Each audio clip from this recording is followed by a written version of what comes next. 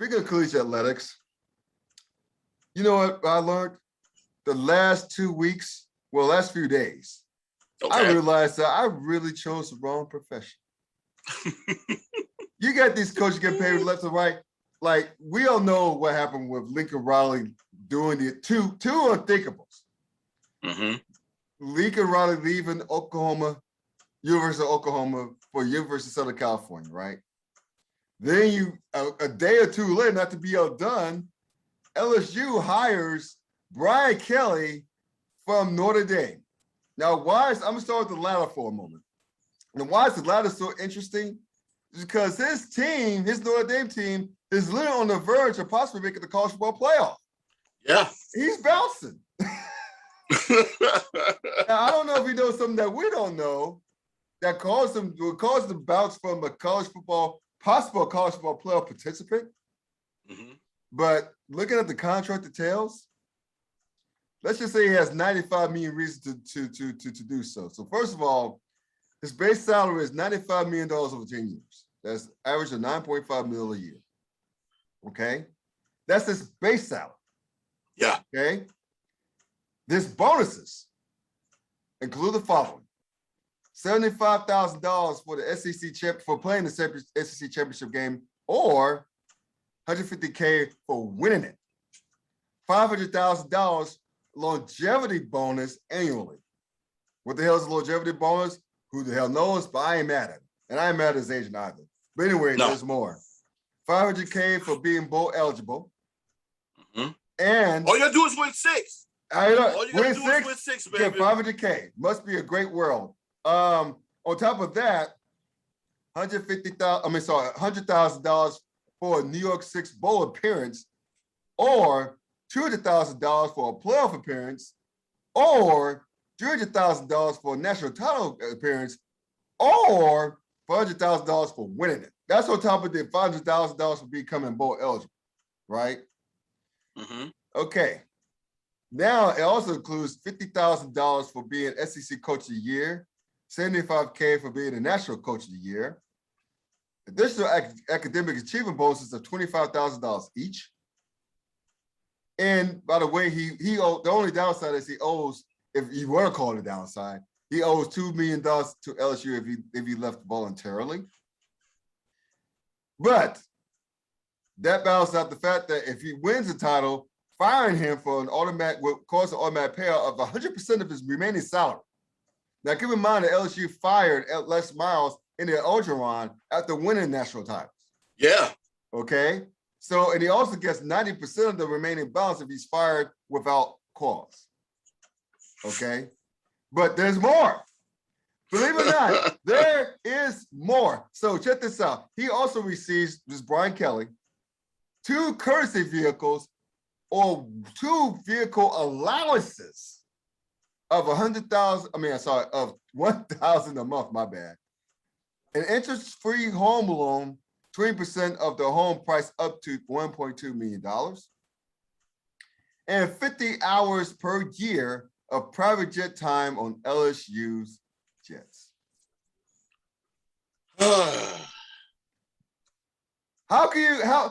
It's hard to believe that Notre Dame couldn't compete with that, but I guess they couldn't. Or they chose not to. They probably chose not to. If someone offers, again, we haven't gotten to Lincoln Kelly yet. But Lincoln Riley, I should say. But would you say that it takes a lot if you're in a good job, if you're a job that you like, for another job to come along, employer come along to say, try to get your way, they have to pay more? This is definitely paying more, because this is what happens when you have leverage. He didn't have to go anywhere. Kelly didn't have to. He could have stayed put. Uh-huh. But he said, if you want me, sweeten this offer, sweeten the pot. And boy, did they sweeten. So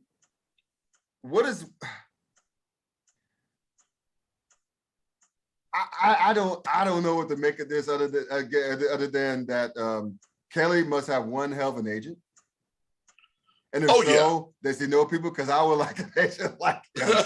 But anyway, give me your thoughts on the hire. I know you talked about CG Sports the other night, but I want your thoughts right quick on the hire and how crazy how crazy this hire is. And again, we haven't gotten to Lincoln Riley yet, but give me your thoughts right quick. So, could it be that Coach Kelly's looking for a new challenge? Quite possibly. I mean, he holds a record that I didn't realize he held until a couple of days ago, which is that he is the winningest coach in Notre Dame history. Yeah, can you believe that? He has the most wins. I had no idea. More than Duke Rockman. Yeah, right. So maybe that challenge is now out of the window.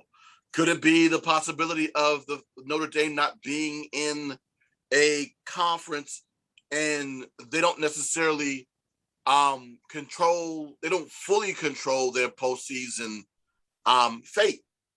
Because if it's a situation when you're in a conference, you win a certain amount of games, you win your division, you get the opportunity to compete for a conference championship, you win your conference championship, especially if you're a Power 5 team.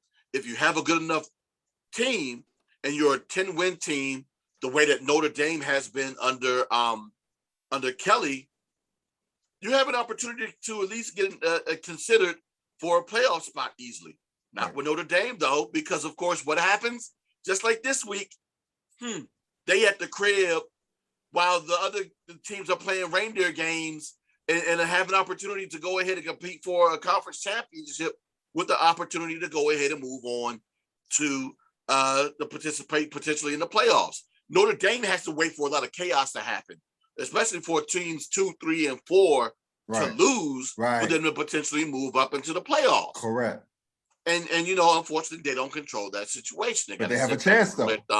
But they do have a chance. The chance of it still exists. So maybe he was tired of that being the case too. But you know what? You can't beat $95 million. You just can't.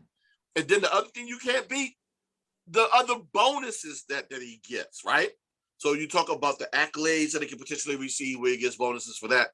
The one bonus that you almost want to go ahead and just rubber stamp as potentially happening at LSU, what was that? He is $500,000 if they become bowl eligible. Yep.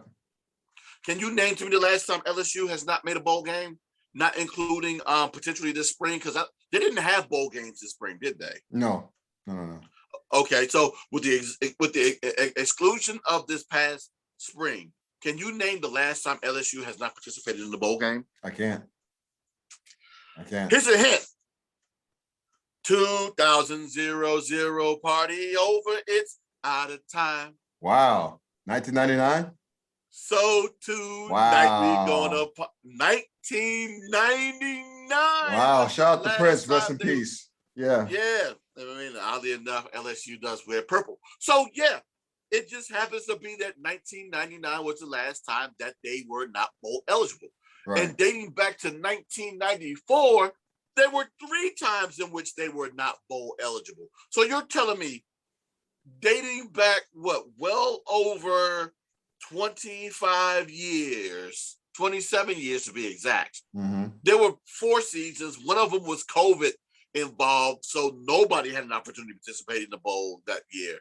But 3 realistic seasons, 3 full seasons, out of those 26, 27 years, they didn't play the bowl game. Yo, that's almost a lot. That's crazy. Almost a lot. So that's guaranteed 500 G's right there. That's play money every year. Yo. Again, I want that dude's agent. If anything, if that dude's agent knows another cat who's an agent, I want that guy or gal. I want that person. Because that's just a finesse. Yeah. That's a finesse. I know Kelly's very successful. He's a damn good coach. He's a hell of a recruiter. That's been proven, right? To get those kids to go to Notre Dame. I know Notre Dame's a brand, but it's a Midwest. It's in the middle of the Midwest. It gets cold there. It's gray. It's grimy. It's hard to convince kids from Southern California, the Southeast, wherever, to go ball in Indiana. But he has done it. He's done it. But I'll tell you what, he's going to do more of that where it stays warm most of the year at LSU and Baton Rouge, Louisiana. And the SEC on top of that. Look. Think about this, man. This is your coaching roster in the SEC West. We're not going to name the team just yet, but Jimbo Fisher. Yeah. Now Chip Kelly. Now Brian Kelly. Brian Kelly, yeah. Lane Kiffin. Mike Leach at Mississippi State. That's 4 dudes. Okay. And of course, the king, the GOAT, Nick Saban. How Coach Prime said, got more rings to the cell phone. That's right. Yeah. So those 5 cats alone. Yeah. In one damn division. That's stupid, man. That's just wow. That's just like wow. That's going to be bananas. I'll tell you what. I'm not going to be so stupid and say that, oh, he's going to turn that around pretty quick, because we don't know how things are down there. But what he's doing though, he's keeping a lot of the same recruiting infrastructure that was there before.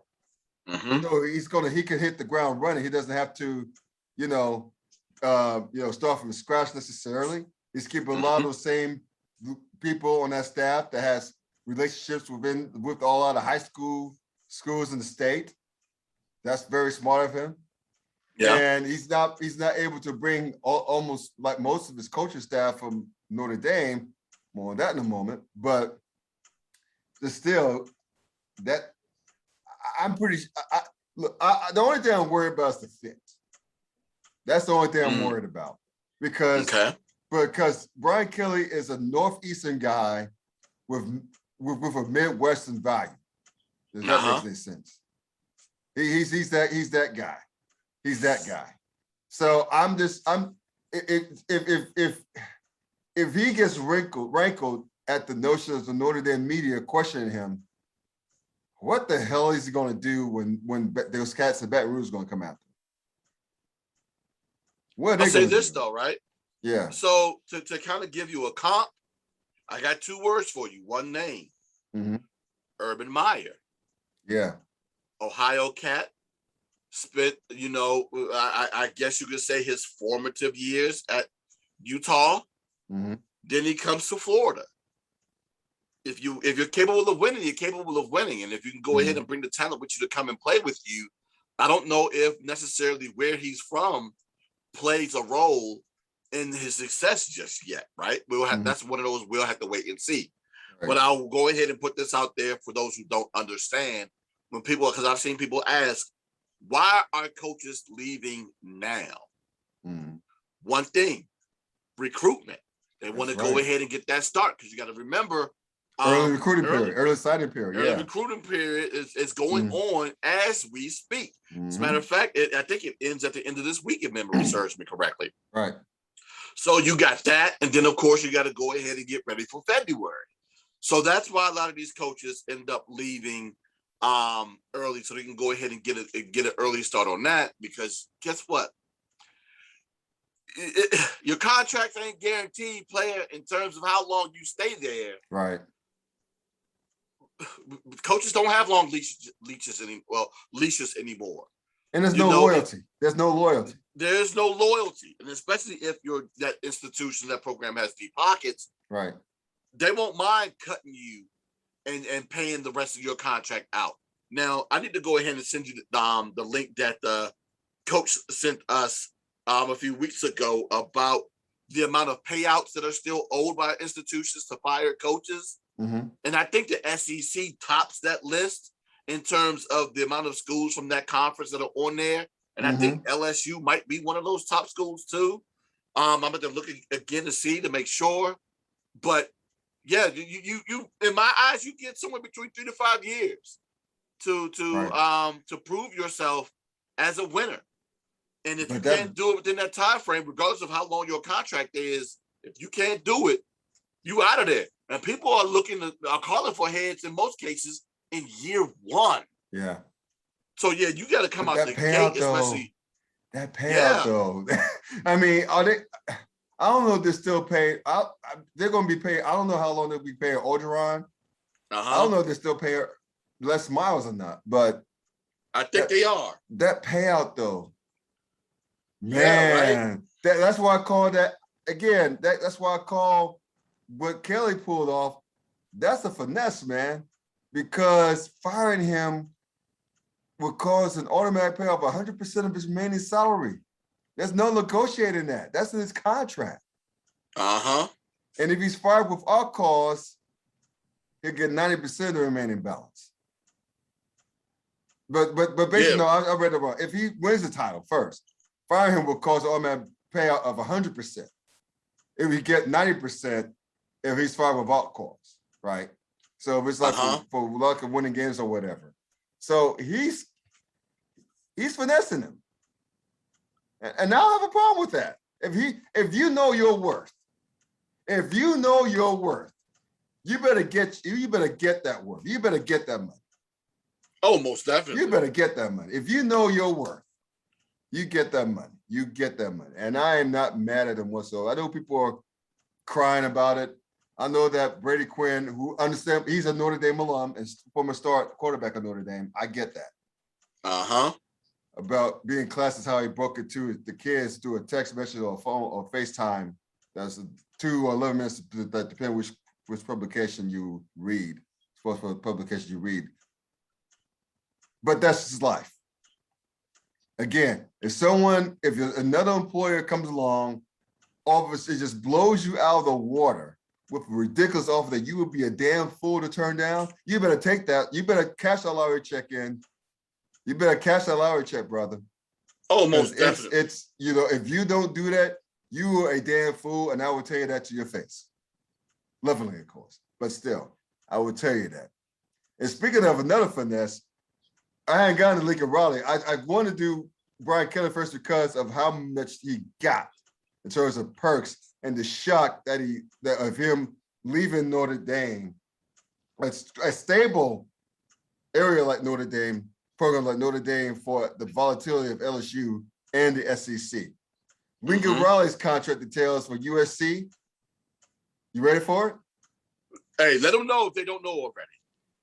It's rumored to bring in $110 million. And I think that's over 10 years. $110 million freaking dollars. And get this. Again, this is rumored, but I've read this in more than one spot. So I got it down here. SC is buying both his homes in Norman. He has 2 homes in Norman, Oklahoma. Who knew, right? But both his homes in Norman for $500,000 over the asking price. And he got a $1 million bonus. I don't know if it's a relocation bonus. I don't know what the hell that is, right? They bought their. I think that's the bonus where they bought the homes, right? Oh, okay. Well, there you go. So yeah, because right, yeah, that's right. Yeah, right. Because that's $500 over $500,000 for both. That's 100. Yes. That's $1 million. Yeah, of course. They bought him, or the process of buying him, $6 million home in LA, and by LA, I assume they mean Beverly Hills. Okay, and unlimited use of the private jet for 24/7 for family. How can you turn that down?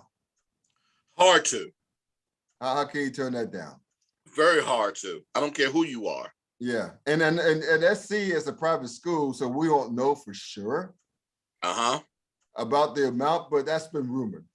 Because private schools typically don't announce contract details and stuff like that. That's public schools. It's more, it's public record for public schools, like for land grant institutions. But man, I think I like the match here. I like it a lot for Lincoln Riley, and I love it for SC. Sucks for Oklahoma though, but I think SC. I don't think it would take him long to make SC relevant and the winner. And it would be shock me if it takes only 1 year, to be honest with you. So you know what? Neither do I, because that's been the one thing that institution has been dreaming of ever since Pete Carroll has left. Is recruiting from the West Coast, primarily from the state of California. And like we've talked about prior to the show starting, one of the issues was that they had a very hard time keeping their top quality recruits, primarily their top quarterback recruits, to stay in that state. And most of them are going to southern states, like you said, with Ole Miss, Clemson, and other southern schools. And now this is an opportunity with Lincoln Riley, who currently has 3 quarterbacks of his from the Oklahoma University, currently playing in the NFL, and that becomes a huge recruiting tool when you're out there trying to recruit. It's primarily QBs to come and play for you. And Right. if you go ahead and start with the QBs, then of course you start being capable of bringing in other talent on the offensive side of the ball, and then of course that can lead to guys on the defensive side of the ball as well. Yeah. I just can't believe you have back-to-back days, because literally one happened over the weekend, and maybe 24 to 48 hours later, you had first thought of a rumor that Brian Kelly is leaving Notre Dame, but through for LSU, that's crazy. I'll say this. Part of me wonders if Notre Dame was actually in the conference and he would have still left. Because I think he took them as far as he could take them. I think he hit Notre Dame's ceiling. Yeah. You know, appearance in the BCS, one of the final BCS games against Alabama. I think that was Mark Ingram's last year as a running back at Alabama, as a matter of fact. I think that was that. It was played in Orange Bowl. I think it was 2000 and I forgot what it was. But anyway, it was one of the last BCS games, title games. And I think, as a matter of fact, I think the following year, I could be wrong, but I think the following year, Florida State beat Auburn. So it might have been 2012. I'm not too sure. But anyway, and also like two or three college football playoff appearances. I can think of two for sure. Yeah. He got his ass kicked in all of them. But still, all of them, yeah. Yeah, but still, even including the BCS title game. But still, I think that was his ceiling at Notre Dame. I think that was Notre Dame's ceiling.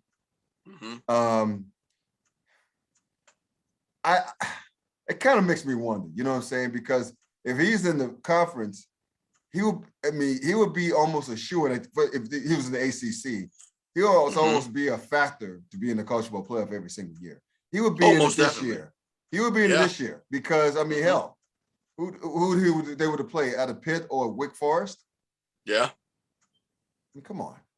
So part of me wonders that if they were in the conference football, would he have still left? Because you're not he's the going only down one. in the grind. I know money's money. I know that $5 million is $95 million. But man, voluntarily leaving the spot where you're comfortable for the meat grinder, that's the SEC. I just kind of wonder if he had an easy path to the college football playoff, would he have still left to go to the SEC, LSU and the SEC? Yeah. I kind of wonder that. You think he still would have left? Look, well, see, that's the thing I'm looking at right now, right? So, of course, they're showing all of this. Yeah, see, they're still showing all this information here. This is the LSU contract. I'm trying to find the current contract for this guy. Wow. So it says, okay, 6-figure bonuses. He also gets 2 cars. What's that? 1.2 million. What is this? 1.2 million. Let's go ahead.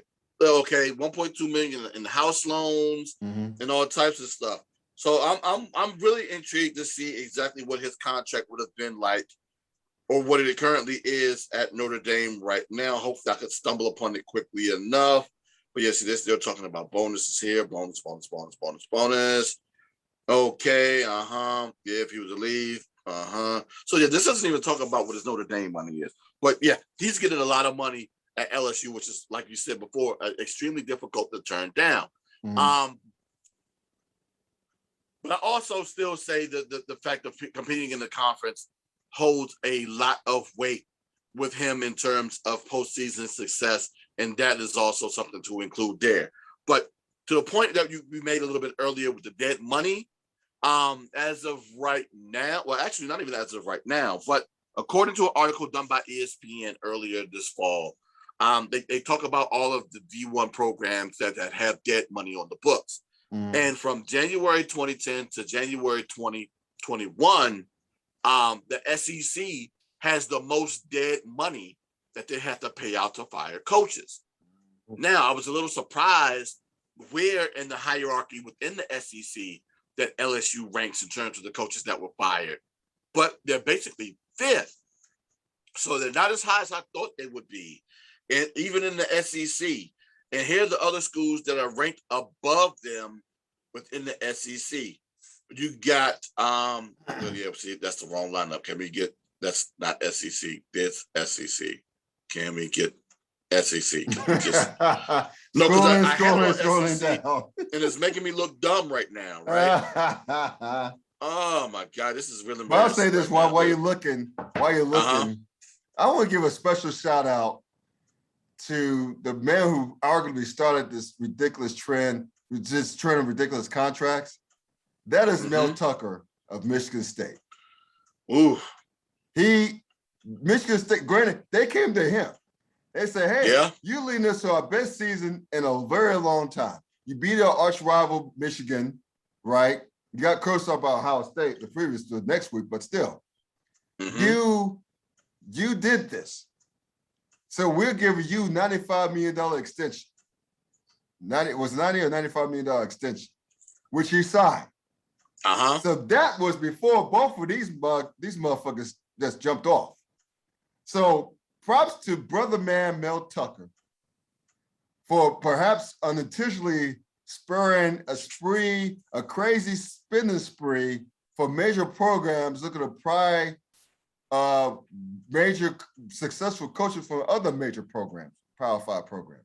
So I want to give a quick shout out to Mel Tucker and give the man his flowers for unintentionally causing this mess in the first place. Wow. Now see, okay, this is where it gets interesting, right? So this list breaks down all of the dead money, not just the head coaches in college football, but to all the coaches in all sports, right? So Les Miles is owed $4.5 million. I'm trying to figure out whether or not that's annually or not. But you also got to look at the assistants that are owed money at LSU. Bo Pelini, Cam Cameron, and Matt Canada also are owed a combined, what's that? $7.8 million as well between the three of them. So you got to look at just not the money that's owed to the head coaches, but the money that's owed to assistant coaches on those staffs too. So yeah, shout out to LSU for all of this money that they got to pay out to all of these coaches that they let go because they're continuing to chase Alabama's success. And at times they'll occasionally get a bite of the apple, but for the most part, they don't. But I know one thing, they're going to keep paying that $500,000 to Brian Kelly because 6 wins is almost damn near guaranteed at that program. Yo, one more thing before we move on to the next HBCUs. Well, college football. Well, till the next 7, whatever the hell it is. I can't think right now. Going back to Oklahoma. Well, to the whole thing. Remember when Oklahoma and Texas announced they're going to jilt the Big 12 for the SEC? People thought it was going to be this tremendous power conference, all that firepower, what Oklahoma's going to do, what Texas might do, which they're capable of doing, the potential for how they do down there. Man, listen. This is what happened since that point. Texas went 5-7. They had I want to say 5-game losing streak near the end of the season. One of those games they lost to Kansas at home.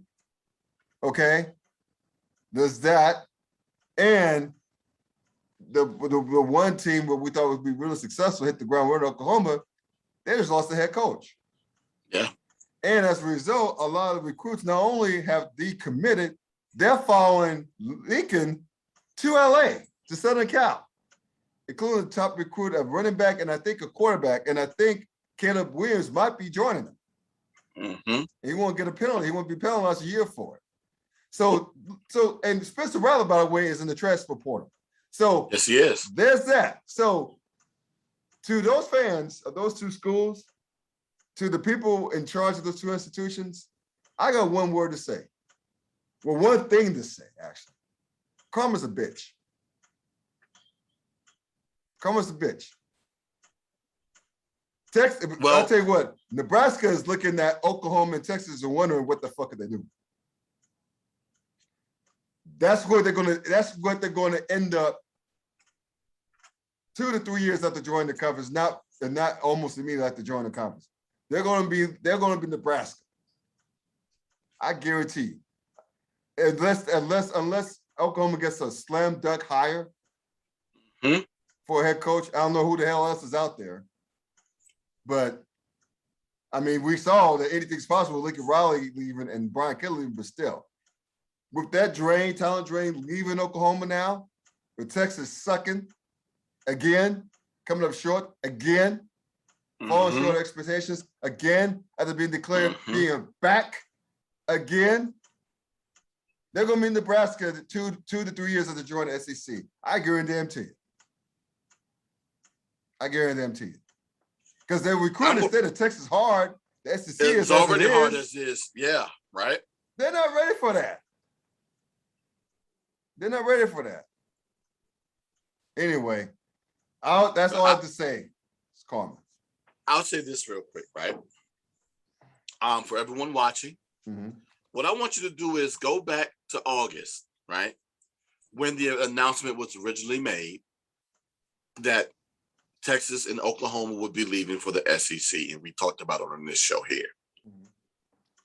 You can call me Nostradamus if you like. I'd love to take that nickname on right now, because one of the things I said back then was that these two programs need to use Nebraska as a cautionary tale, right? Right. What's one of my favorite phases here on this show? Let the pizza bake. Let the pizza cook. That's right.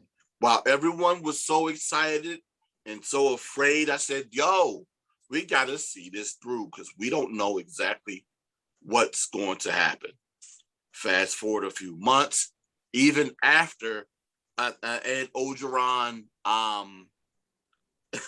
vote of confidence, he ends up leaving. The dreaded vote of confidence, right. Yeah, right. So they end up bringing in Brian Kelly, so that makes more competition in that conference from that program that has been struggling this particular year after winning a national championship just 2 years ago. And now the head coach of one of the two teams that everyone thought would make so much noise in the SEC, and Lincoln Riley has now decided to bolt and go to USC.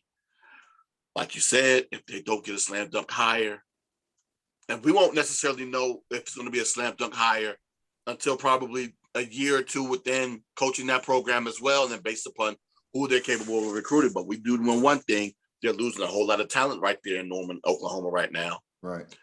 And now it's a possibility that they could also be very Nebraska-esque right now too. Right. God, I don't want to right now, but I feel like just patting myself on the back. You should. I had no idea you called this it, man. was going to be. I had no idea that this was going to be the way that this panned out. That it would happen because of eviction. Well, not eviction, but because of just them leaving the program. I just thought, that maybe they would have their struggles and that maybe Oklahoma would at least be competitive. But, I didn't think that Lincoln Riley would leave. And now that he's gone, it's going to be very interesting to see how these new additions into the SEC end up competing, especially against the likes of Alabama. And it's going to be interesting to see, even with Alabama right now, right?